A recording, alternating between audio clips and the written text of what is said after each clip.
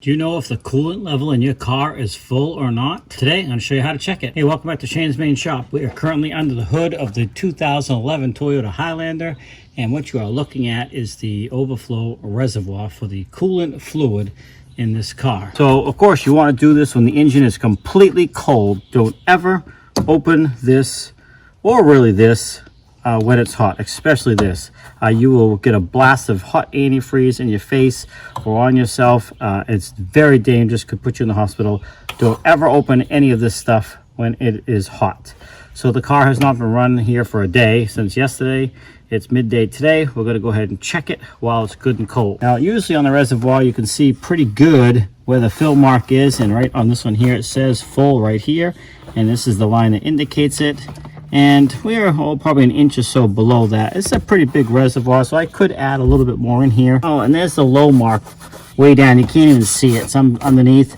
We are between the low and the full mark, so we are in good condition. Now you can see the full mark right there, and the low mark is actually just underneath here.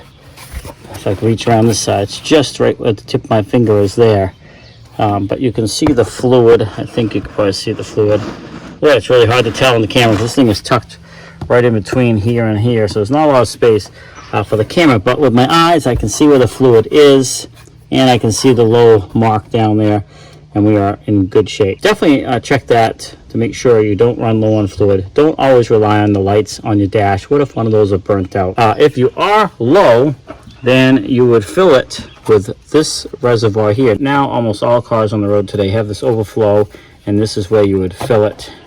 You pop this off, disconnect this overflow hose here, and you can either remove this completely out or just pull it back a little ways and top off your fluid right through there.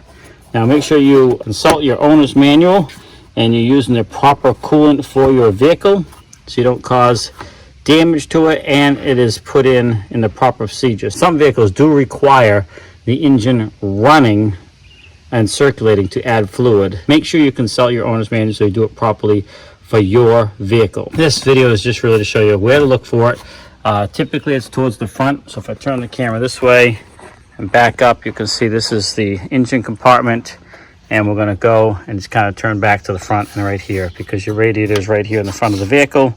The container usually is not far away. It's either right here behind it, or typically it can be off to one side.